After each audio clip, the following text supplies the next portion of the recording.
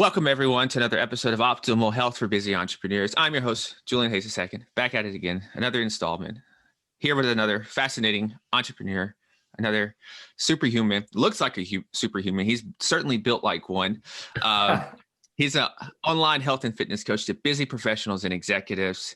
He's the author of the Busy Professionals Fitness Handbook, which is going to help you torch body fat, stack muscle mass, and level up your health in 4 hours per week without giving up on the foods that you love. That is music to my ears. So I am here with none other than Oliver Anwar. How's it going, man? Julian, it's great, man. I think that's the best intro I've ever received, man. So thank you very much. I really appreciate that. Awesome to hear. You know, I read the bio and then I just kind of just make up something in my head. You're good at it, man. So I'll take that. Awesome to hear, man. You know, it's I know you a little bit, so this is pretty cool. I usually don't get to just interview friends, and so I guess let's start with, for the listeners out there, what's your origin story with fitness? Where did you fall in love with fitness? So I started out playing football, also known as soccer to the US audience, over in the UK, and I was quite a good footballer when I was younger. So I was able to play at the Centre of Excellence or Academy level, which is kind of the most elite level that you can play in the UK. And I had my dreams on becoming a professional footballer. I got to 16, 17 years old, and it didn't actually happen for me. So I didn't get a pro contract or a scholarship as it was. So that was very disheartening for me, like a young guy who was active his whole life, loved football, loved playing, was competitive. There was kind of nothing there after, right? I kind of had to decide where to put all of this energy. So I delved into kind of the gym space, learning about muscle gain, you could call it natural bodybuilding, about nutrition, and really started to build up my own body through, I think a lot of it was general insecurity, right? When I was a young, skinny guy, wanting to be bigger, be stronger as my peers. So I kind of developed, a big understanding of training and nutrition through making my own mistakes, traveled the world. I've been to Southeast Asia, New Zealand, Australia, whilst trying to manage my health and fitness, went into a corporate job, as well as university. So I think I've done a fair few things that have kept me quite busy and engaged. And I've been able to stay fit and healthy throughout it. So now I run a business called The Worker Coach, which helps busy professionals and some execs, get leaner, stronger, and, transform their energy levels and confidence. So that's where we are at the present day. Yeah. And a bit around my story. Yeah, you're quite the adventurer. You know, you're staying lean, staying strong, traveling the world. That's having your cake and eating it, right? I like that. Yeah, I've never seen it like that, but I guess I am. Yeah, I kind of have this this bold mission to kind of travel and be healthy, be strong, and yeah, I think it's quite cool. Yeah, a lot of times people tell themselves that if they have this one thing that they can't have the other, but I think you can have it all. Maybe not at the same time, most likely, but you can pretty much have everything that you want. So I like that you're doing this. And speaking on insecurity, I'm there with you. When I first started working out, I give the story of, yes, family was a big part. Yes, I wanted to change my life, but really I was just hella insecure. And I thought it would get me more girls. Now I found out that usually the bigger you get, I just kept getting compliments from dudes after a certain point. And so I was okay. And so there was a certain size that made me much more attractive for women. And then after that, it was just more compliments from dudes and never for women. So I don't know if you went through that kind of stage where how big's too big and everything.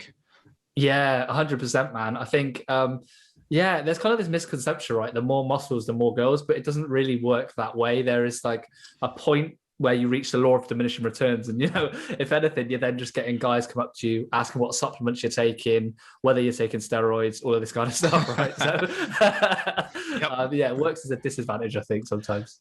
Yeah. And, this is a great tie-in to one of the first things that you talked about in your book in terms of body fat. A lot of guys probably think that you need to be chiseled, shredded, like 7-8% body fat to be maximally attractive to the marketplace. And that's not really the case. And so you brought up something interesting in that book. And so let's talk about the ideal body fat percentage that you think.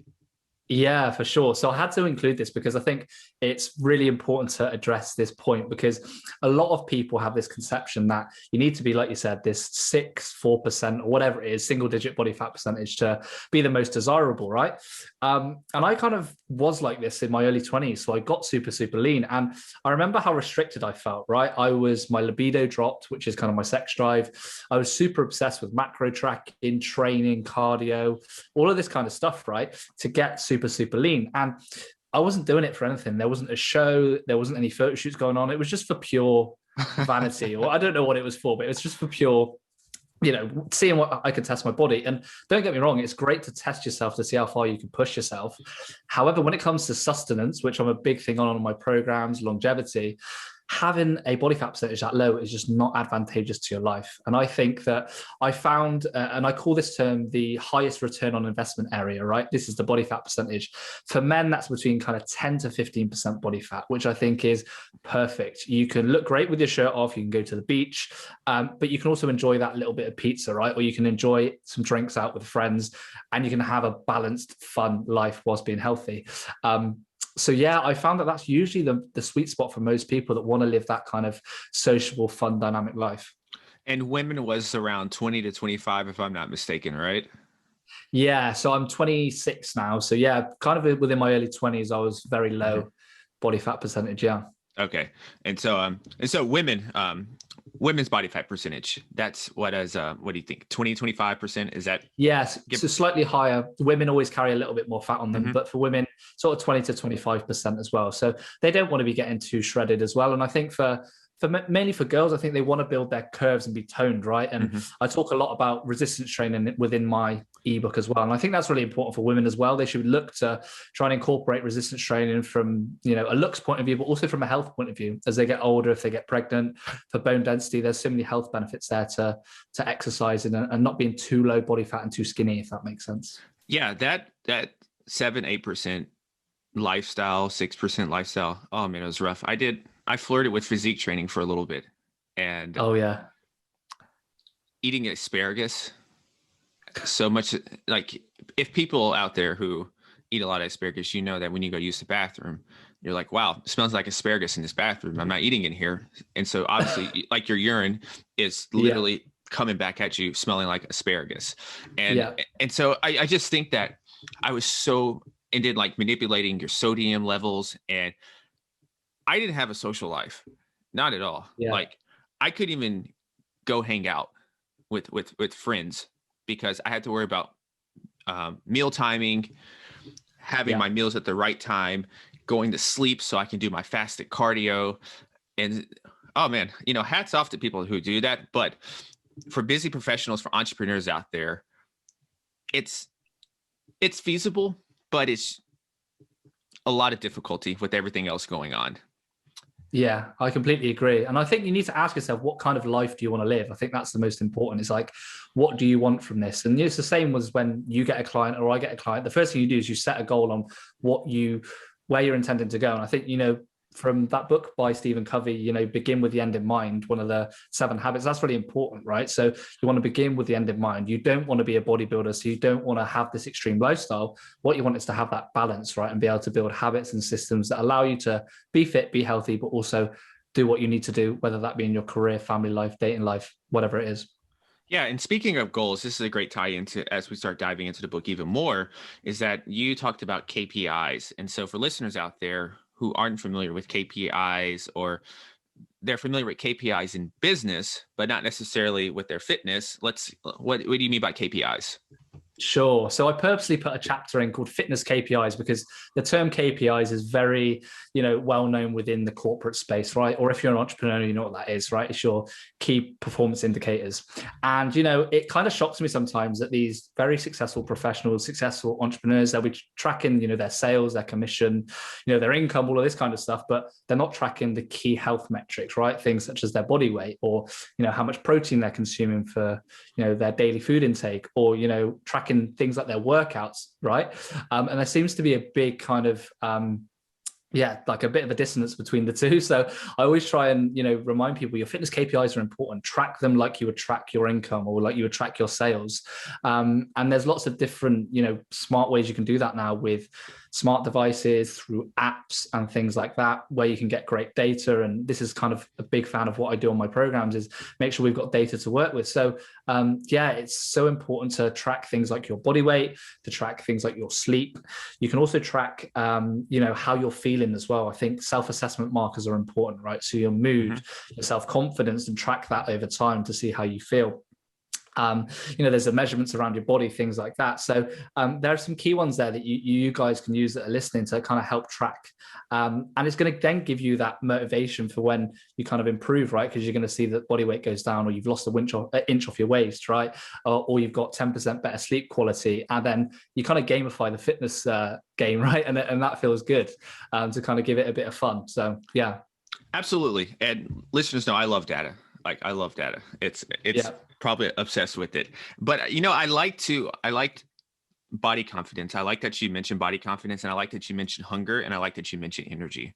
Those are three key ones that a lot of times when you're at the very beginning of your fitness journey, you're waiting for inches to fall off, belly fat to get burned off.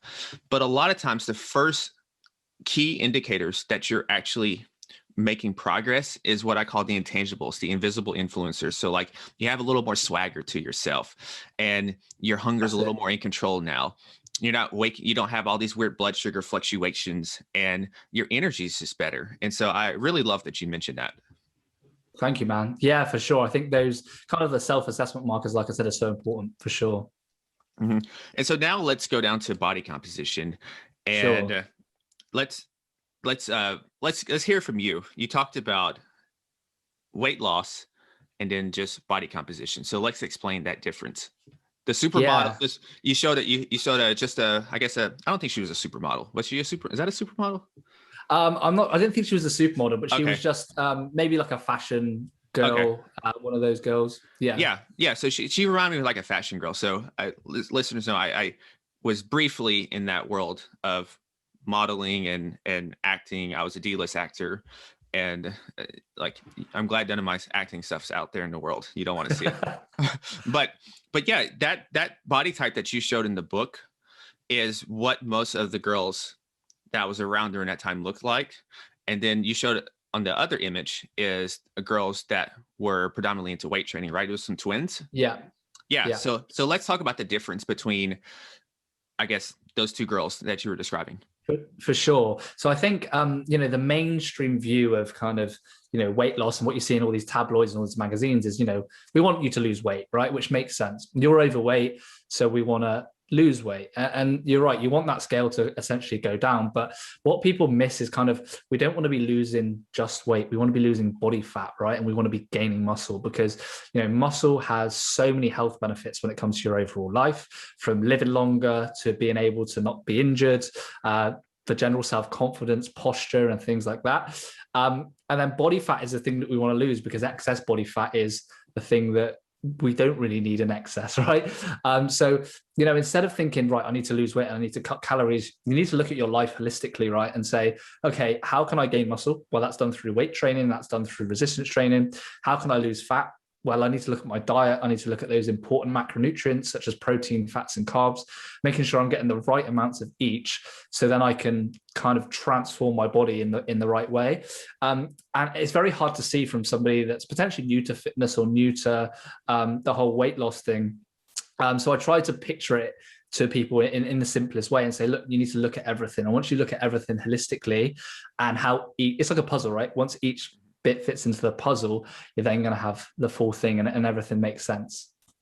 Yeah. So I guess, how do you bring someone along that they're coming to you and they want to transform their body, but this idea of just weightlifting and really embracing weightlifting and not doing as much cardio? And, that's, people think that when I go to the gym, the cardio machines are crowded. Sure. It's like a nightclub. Yeah. And the squat racks are empty. Yeah. It's me and a few other bros, and a few broettes. I guess, is that what you would call a lady bro? Broettes, maybe. Yeah, Yeah. I don't know. I just make that up. But yeah, but it's a few of us over there, and it's a lot of people at the cardio, and they all want to transform their body. So how do you mentally help someone start to shift over? 100%. So I think the first thing that I really do, the important thing, is to talk about the benefits of why they're doing that, right? Because I can tell anybody, go and do 10 sets of squats or however many sets of squats, but if I'm not telling them the benefit of why that's important or why it's, there's no incentive there, right? So I think definitely framing for the client the importance of doing resistance training for overall health, right? And how it's going to help them achieve those long-term goals, for looking more toned, if it's for girls, getting more curves, or for a guy to get bigger shoulders, to feel more dominant, more powerful, right? I talk about these benefits so they go, okay, cool, this is something that I want.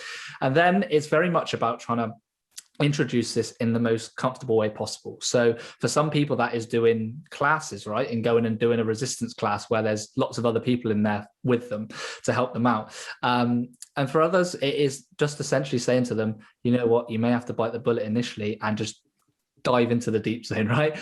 Get someone who's there that can maybe support you for the session. But, you find out that it's not actually that bad. And once you get to learn the exercises, and you start to, again, gamify like the progress that you're making, it actually becomes really fun, man. And you start to feel stronger, right? You start to feel more competent, and then you build the momentum. So I definitely think trying to introduce it softly through classes and in a group setting, and then just kind of biting the bullet and going for it can be a really great way. Yeah. And let's now move on to training. And this is something that a lot of people probably have a wrong idea by, especially. So a lot of people think that, I guess they see me sometimes and they ask me what kind of training I'm doing. And I'm like, yeah, I'm training for a marathon. I'm also strength training. So that's like two hours a day at minimum. A lot of times they're like, oh, I got to do all that to keep my body in shape, to really transform my body. And I'm like, no, you really don't have to do that. When I was first starting out, I literally lifted probably 4 to 5 days a week.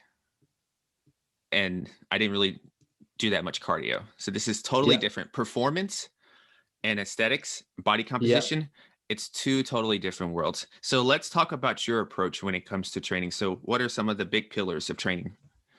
Yeah, for sure. So I think you separated it well there. There's like aesthetics and there's performance. And, if you're, let's say a professional or an entrepreneur listening to this and you just want to essentially look good for the beach, right? Or you want to look good for your holiday, or have more self-confidence, within your relationships, you probably don't need to be training for performance unless you've got a performance-based goal, right? Mm-hmm. So firstly, you need to look at, again, what is the goal, begin with the end in mind, and, make resistance training your foundation to begin with. The reason being is because, again, that's going to help you build the muscle. And when you look at physiques from an aesthetic standpoint, and you look at, some of the great physiques, they all have muscle on them, right? The more muscle mass, kind of the more attractive, as it were, right? So, the more muscle mass you can get on, the better that you're going to look.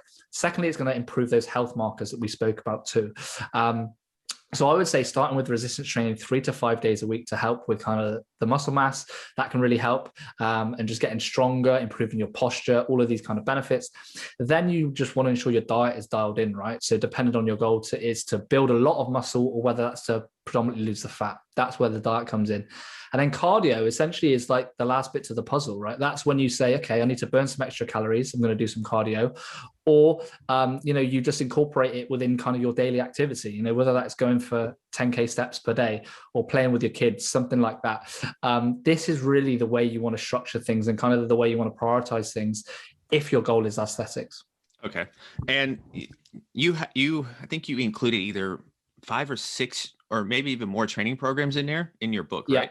Yeah. So literally there's a nutritional section for you to plug your numbers in, and there's a training section for you to get your body right. So everything is covered inside this book. So we're not going to give that away. What we will do, though, is when we talk about structuring a training, a typical workout for you or for one of your clients, 4 hours per week, that means you got to be very efficient with your training. So what type of exercises do you typically program for people? Yeah, for sure. So there's kind of two kind of types of exercises or main types. So there's compound movements. Now, these are the ones that train multiple muscle groups at once. Things such as squats, bench press, deadlifts, your typical big three, rows, overhead presses. These, take a lot of energy, right? They use a lot of your muscle groups, and, it's the most efficient. If you're training, a bench press, which works your chest, your triceps, your shoulders, your core as well. Let's not forget that when you're training. That's a lot of muscle groups trained within kind of one exercise. So you can get more done in less time. So if you've only got an hour to train, if you can fit in 3 to 4, maybe even 5 compound exercises in there, you can get a full body workout in, 3 times a week, and you can make fantastic progress in less time because you're maximizing the efficiency of your training. So I always recommend focusing on compounds. Again, it's going to improve your posture, make you more powerful. That's not to say isolations, which are the second exercise, can't be beneficial, but those are kind of included towards the end of the workout when you've got less energy. You just need to do that extra little bit of work to target specific areas and just make sure you're doing enough work, if that makes sense. Yeah, it's like the polishing work. I always do. That's it. Yeah. I always do. What's the thing? Lateral. I do a lot of extra shoulder work, like lateral raises and reverse and rear delt raises. Toward the end of the workout. And then extra stuff, and then extra stuff for like women out there. That's maybe another extra set or two when it comes to glutes, most likely. So maybe like some type of lateral walks or band walks or something like that. Band walks, or cable kickbacks. I mean, just some kind of isolations that will really, these are kind of like the burner exercises, right? That burn out the muscle a little bit. And you really kind of feel the lactic acid. Yeah, those kind of isolations. And we briefly touched on nutrition. So now let's go into that real quick. And so you mentioned there's a hierarchy of nutrition. So when I'm thinking of a hierarchy of nutrition, am I going to start with going to GNC or a supplement store to get my supplement regimen? I mean, I hope not, unless you want to give them lots of money and waste a lot of your own. I mean, this is another kind of one of the big mainstream issues at the minute is, you see this super jacked, like fitness model guy showing a tub of protein right within the commercials or within the poster. And you're like, the first thing you see is, man, this guy's jacked and he's got the protein powder. I need some of that, right? Or whatever else it is he's selling. But, supplements is actually the least important thing when it comes to your progress, right?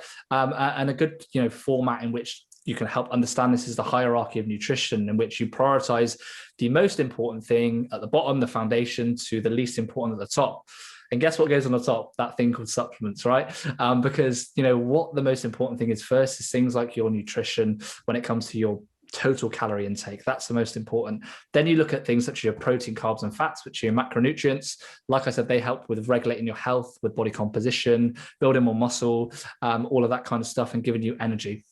Then you look at things such as meal timing. So what time should you eat and when should you eat, which I've included within my ebook as well. We kind of run through everything on the hierarchy of nutrition throughout the ebook. And, eating before and after training times, it is important as you start to get to that more advanced level and you look towards performance, because you want to have energy for your workouts, you want to recover well. So as you move through training, you get more experience, these things become more and more important. But if you're just starting out, nail the basics, nail the protein, nail the overall calories, get an understanding of that.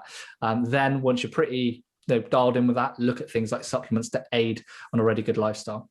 All right, now we're going to do a very controversial topic. Now we're going to do a very controversial topic. Let's do it. Carbohydrates. So, and I say that half jokingly because a lot of the most popular diets right now are diets that exclude carbohydrates. Carbohydrates have gotten a very bad rap. And so it almost feels like you're a part of the last of the dying breed if you eat carbohydrates. So what's your opinion with carbohydrates? Where do you stand? Yeah, so I'm someone that really enjoys carbohydrates. I like going out to eat pizza. I like having, oats. I like eating rice. So for me, cutting out carbohydrates it wouldn't work for my lifestyle. And carbs get a bad name because, when you overeat on carbs, you overeat on total calories. And usually what's included within these big carb-based meals, there's also a lot of fat. So when you couple a lot of fat and a lot of carbs together, you're going to go over your calories, and that's what causes you to gain weight. So it's not inherently carbs, which is the problem. You don't need to cut them out completely. They're needed for energy, but you need to portion them in the right amounts and also be consuming the right quality of carbohydrates too. So the carbohydrates that are going to keep you full throughout the course of the day. These are called complex carbohydrates. So, these are things such as, your brown breads or grains, things that just release slowly throughout the day. And again, that's going to allow you to have energy, but not put on that extra weight. Mm-hmm. Yeah. And I forgot the chart and where I saw it at, but actual sugar consumption just by itself, sugar consumption has been going down over the years. And like you hit the nail in the coffin there when you mentioned that the problem is a lot of the foods out there that the typical person is eating is processed carbs and fat combined. That's it. That's the issue right there. And that's what typically gets that's what's missing the overall picture there. So I don't have a problem, people out there, keep doing keto and stuff. I don't have a problem with it. All types of diets work, and genetics is a big part of that. So I got love for all of them. I just don't like to see carbs get bashed. And a lot of times when people say cut out the sugar, there's different types of sugar as well. Sure. Technically a sweet potato is a sugar. It's sugars. Yeah. There's sugars in it. So candy and sweet potatoes are different. So that's 100%. Also, but the world speaks in sound bites on various social platforms and on TV. The world is in sound bites, and there's a lot of nuance when it comes to nutrition. And so as you're meal planning, and how do you structure that? What do you recommend? Are you a fan of fasting, or what type of fasting are you a fan of? Yeah, for sure. So I think, again, it really comes to nuance with things like fasting and meal timing, because, let's take a scenario, right? So let's say you got a big, jacked dude that's training in the morning, that's goal is to build more muscle. He is going to have different meal timings to, potentially a small lady who's not training in the morning, that's trying to lose fat, that is, maybe training in the evening, right? That you've got two different people in two different scenarios. So again, it comes down to bio-individuality. There's no one size fits all approach. However, generally speaking, if you're a professional or an entrepreneur that spends most of your day sat at a desk, or, you're not doing much in the morning, then the tool intermittent fasting, which is essentially skipping breakfast, can be a great tool, especially if your goal is fat loss, because it's going to cut your total calories for the day. It will actually allow you to focus in the morning, stay hydrated, drink lots of water, and then you can time your food for around training times, right? And your nutrition for around when you train later in the day and when you're typically moving more, right? So, if you're sat at your desk from 9 until 5 or longer, you're not burning any calories, you're burning hardly any. So feeding yourself lots and lots of food during that time doesn't make sense. You want to be feeding that food towards when you're moving, when you're lifting, when, you've got a lot of energy to do things. That's when you need to be eating. So that's why intermittent fasting can be great, because it allows busy people to stay within their diet. And you really just need to fit food in when the most important times are in your life. So we've got fitting around your schedule, which is important, obviously, when you're working, things like that. Also, when you're training, that's super important, right? Pre and post workout nutrition. So if you are to eat 2 meals a day, make sure that one meal is before you work out and that second meal is after you work out, right? Right. It's very simple when you look at things like that. But you need to remember your body has different energy demands at different times of the day. And therefore, you need to use these approaches when it suits you for your situation, if that makes sense. Absolutely. And now let's move on to lifestyle. And this is one of probably the biggest struggles that I've seen with high performers and busy professionals in general is the social aspect, because maybe right now the world is still a little bit in shutdown. So you're not having as many client dinners and networking events to where you're going out and eating, but there's still a lot of opportunities to socialize. And this is kind of where diets go off the rails. So what's your approach when it comes to alcohol and just a social life and not being a robot? Yeah, for sure. So I adopted a principle really when it comes to lifestyle called the 80-20 principle, which is really important. So you would have heard this before. It's kind of the Pareto principle, but 80% of the time you want to be on your health, right? You want to be doing those healthy things and having those healthy habits, sleeping good, eating good, tracking your food, trying to get enough sleep, all of that kind of stuff, because we know that's good for you.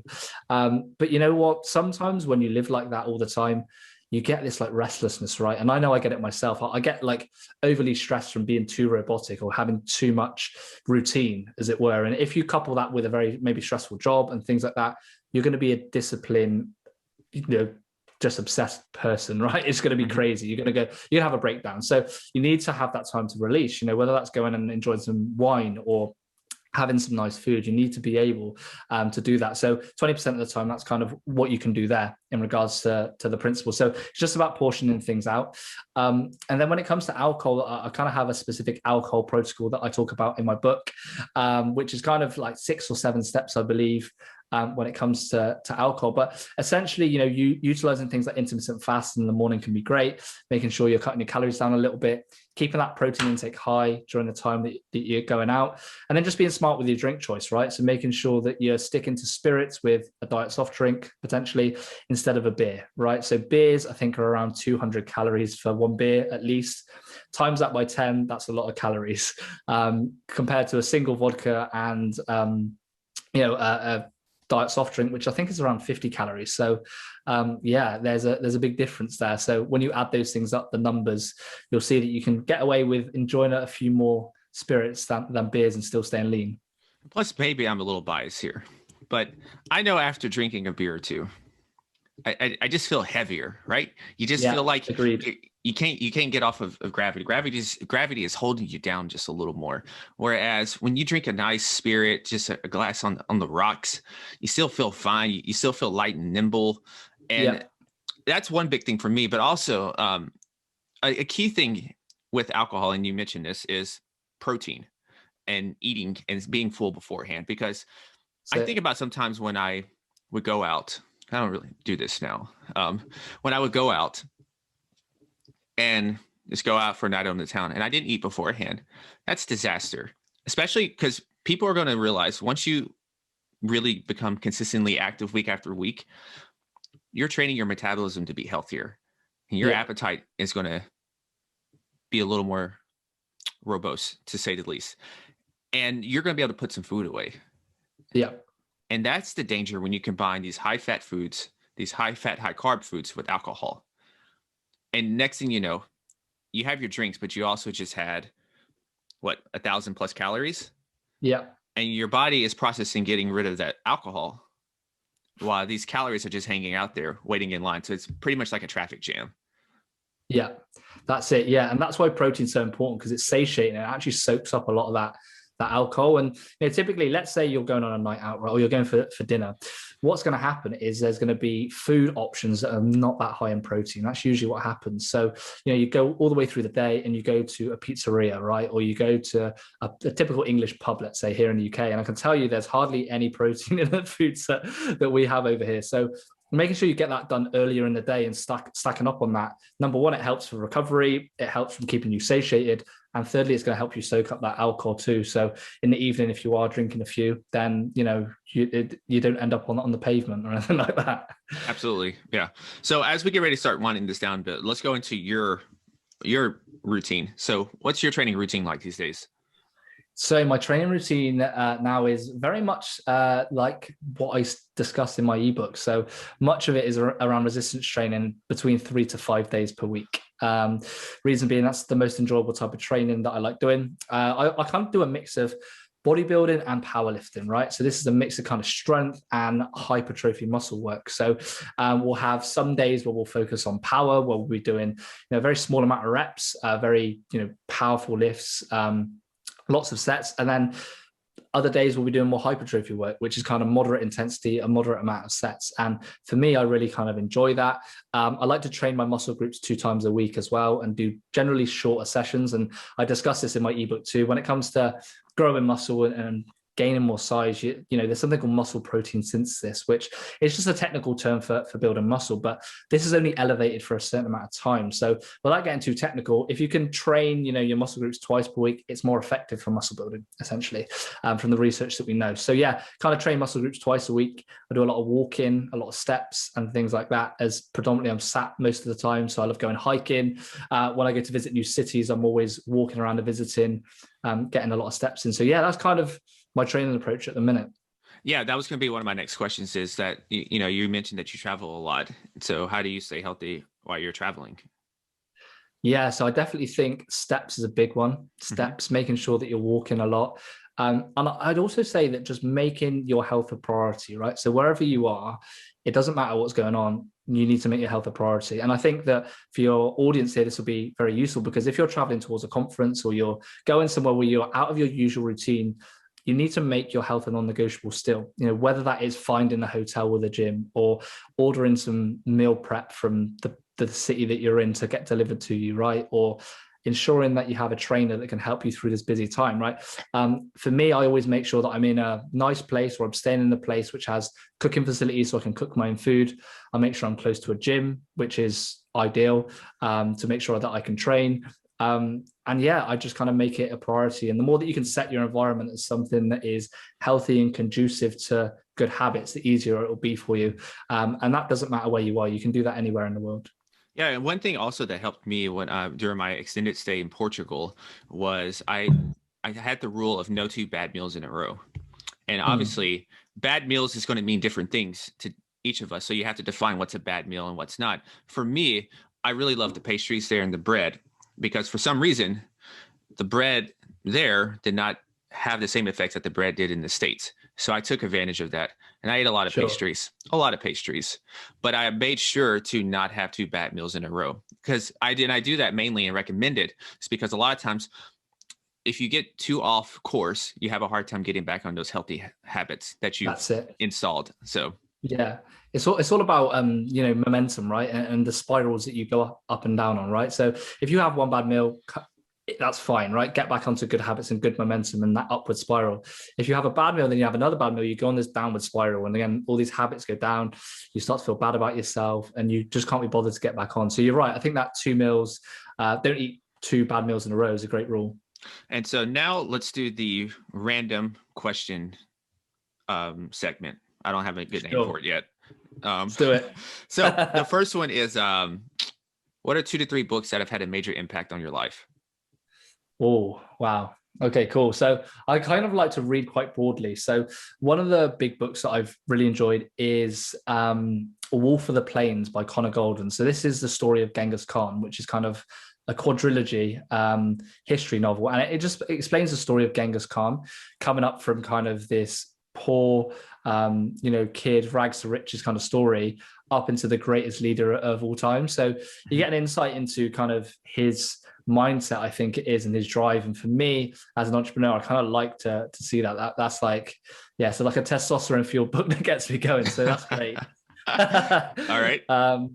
Yeah, I love that book. The second book that I think is really good is The Man's Search for Meaning by Viktor Frankl. So that's a good book. Yeah. Have you read that one? Mm-hmm. Yeah, that's a fantastic book. So that talks about, Victor, who was, essentially in Auschwitz as one of the prisoners, and his story, and essentially about finding meaning in suffering. I think that's a big message from it. So I think this pertains a lot to potentially what we've experienced with life, with a pandemic, right? Not having control of our situation, but trying to make the best of it and understanding not all things are bad and there's meaning to, potentially the not so great stuff. It humbles you a little bit. So for me, that was a really good book. And then the third book that I really found influential is The Alchemist. And I know that's a popular book by Paul Coelho. Very popular, yeah. And I think he's Brazilian as well, right? Paul Coelho. Yes. Mm-hmm. Yeah, I think so, yeah. And for me, that's just an inspirational, optimistic story, right? Of this young kid that has all these dreams and his love and his passion for life. And I feel that reflects a lot of how I felt about my own life. I kind of feel that I'm very optimistic and I look at life in that way. So yeah, I definitely say those 3 have been the most influential. Yeah, okay. I just had to make sure. Yeah, he's Brazilian. I had to check before, just in case not. And then somebody's like, "Oh, he's not Brazilian," so I didn't, So I just want to do a quick fact check. So the next thing is, what are maybe 1 to 2 lessons that, from childhood and growing up, that has shaped you into who you are today? Yeah, for sure. So I think that, the most important one is that failure is okay. Failure is okay as a young person. And I definitely witnessed this when I went through my football, career as a child, right? I had my heart set on being a footballer. I always thought this was going to be the thing. And, having that dream crash down at a really young age was very disheartening. But you've got to remember that you're still very young, right? And you still haven't matured and you're going to feel these emotions and you don't understand the world quite yet. And, as you grow up, you're going to get a lot of L's potentially, right? And especially as an entrepreneur, you're going to get some bad days, right? But it's remembering that it's okay to kind of fail And every day's a lesson, right? Every time that you fail, that you learn from it, right? And it's just another way to build your character, test your character, and to keep getting better. So for me, I think that that's been an important thing to learn, whether that's in the business space, in the sporting space, with your social life, your relationships. It's really important to know that failure is not the worst thing in the world, and that you have to accept it sometimes. Absolutely. And what does success mean to you? Success, wow, that's a very hard question. Success to me is, being free to do the things that I want and help the people that I want, however I want, right? To me, success is essentially freedom, right? I've never been a person that's been super motivated with kind of this, like, the flashy cars, the flashy watches. I mean, don't get me wrong, there is some, nice watches out there, right? And some nice cars. And but if I had the choice, I'd rather spend £5,000 on a holiday than £5,000, on a watch, right? For me, it's about adventure, experience, memories, those intangible things that I think that stay with you for life. So for me, it's just being able to be free on my own routine, to help the people I want, to meet the people I want, and learn, right? I think learning is a big part of success, because once you're when you're always curious and you have this desire to learn about the world, life is always great, and you've got enthusiasm. And to me, that's success, right? You're always curious about what's going on and happy. So yeah, for me, that's success. And who's in your all-time musical starting five? And this can be groups or solo artists. They can be dead or alive. Who's in your starting five at this very moment? Oh man, that's a great question. That's a fantastic question. So I'm a big fan currently of The Weeknd, who is, he's an American artist. I love his music. I like his old music. He was that was really good. I do have to say I'm a big fan of Post Malone as well. Post Malone is really good. And then my third one, I don't know if I can reel off five. My third one, who would that be? That's a difficult one. I'm also a big fan of J. Cole as well. So I do like a bit of rap in there too. So yeah, I'd probably say those three would be my top three, man. Okay. And the next thing is, pretend you gotta say, let's see, where do you want to be? Let's say you're in Barcelona. Let's say you're in Barcelona, right? You're in Barcelona, and you got 3 seats available to join you for a nice dinner out looking the water. And what 3 people would you invite for a discussion? And they could be dead or alive, but it has to exclude family and friends. For sure. Oh, this is a fantastic question. So one of them will be Genghis Khan, 100%. Okay. Genghis Khan, I want to have a chat with him. I think he's very cool. I would also say that someone like Cristiano Ronaldo, definitely. I'd love to know the stories of his life and all of that kind of stuff. I guess the final one would be someone like Donald Trump. The reason being is I'd love to see what he's actually like in real life, behind, undressed, without the cameras and, without the bravado. I'd like to see what he's actually like. So yeah, those would be my 3. 3 large personalities. Very much, yeah. But probably 3 large personalities, but probably a lot of substance behind it. Definitely, yeah. And I think leaders, right? Very, very strong leaders in their field. That maybe people would say are arrogant or egotistical, maybe, but very strong leaders that have substance to them, yeah. But I think if you are an entrepreneur, or even just high up in corporate, you have to have some type of arrogance and swagger, because it's really easy. Yeah. It's really easy to bring you down when most of the world doesn't really share this same vision or ambition that you have. So you have to kind of be a little delusional and have some arrogance to you. I agree. Yeah, I do think you have to have this tunnel vision sometimes, and you do have to block out, the normal life that's going on, and say, actually, this is my vision. This is what I want to do. And that may come across as arrogant, but that's not always the case, right? I think maybe that's just the way that other people perceive it. Yes. And so the next question is, someone taps you up on the shoulder and they say, Oliver, what are 3 things that I can do today to start becoming a superhuman entrepreneur? What would you tell them? Great. So the first one would definitely be sleep, right? You need to be able to sleep as long as you can, right? I know entrepreneurs, this is very difficult for you. So sleep is the biggest legal performance enhancing drug that you can take. So trying to get 8 to 9 hours sleep potentially will turn you into a superhuman. From a gym point of view, from a productivity and focus point of view, you'll be more present in your relationships too. So I definitely say sleep is a big one. The second one would be to resistance training, right? Resistance training is important. I would also say train your glutes, right? So glutes are There the you most, go. the glutes are the most undertrained muscle for most people. And especially as an entrepreneur, you're probably sat down a lot. So making sure that you can train your glutes is going to help your overall posture, overall strength. And glutes are the largest muscle group that you can have. So, when I see someone with big glutes, even a guy, you have to respect that, right? You're like, Salute him. you salute them, right? That's it, right? So build your glutes would be a second one. And I think the third one is generally just managing your energy levels. I think that's so important. So being able to look after things like stress. And Julian was actually very nice to feature some of his work in my ebook as well, the chapter on stress. So if you do grab yourself a copy, you'll be able to see Julian's work there, which is great. But yeah, find ways to manage stress. That's really important for energy levels, and have a routine that is advantageous towards your energy levels. So don't spend time working in the evening if you know that's the time you've got the least energy. You want to be working at the times you've got the most energy and optimizing for that. Awesome to hear. That's a great way to book in this conversation. Oliver, thank you so much for joining me. Where can listeners find out more about you and get this amazing book so they could have a body that's ready in time for summer? Sure. So thank you very much for having me on. You can find me. My website is theworkercoach.com. You can also find me on Twitter, where I'm very active, also on Instagram, and my tag for both of those is @Anwar. And yeah, my book, Busy Professionals Fitness Handbook, is available for purchase too on my website, and you'll see it linked on my social channels too. Awesome to hear. And he's definitely a worthy social media follow. He's way more entertaining and interesting than I am on social. So definitely should follow him. And so with that said, listeners out there, thank you so much. Stay awesome out there, be limitless, and go be superhuman. Peace.